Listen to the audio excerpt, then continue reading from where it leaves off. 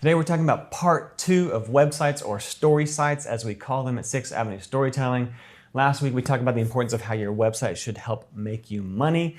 The way you do that is by giving your customer a clear path to follow and moving them to action. I think a mistake I see businesses make over and over again is they put all this information and they put learn more or learn more and learn more, and they don't ask their customer to do anything. If you're not asking the customer to do anything, they're going to say no and they're not going to buy what you're offering.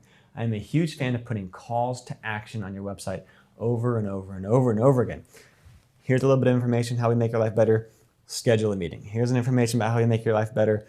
Buy this product. Here's an information. Call now. You need to ask your customer to do something. If they take the time to go to your website and you don't ask them to do anything, they're going to fall off. If you don't give them a clear path to follow, they're not going to care. They're not going to act.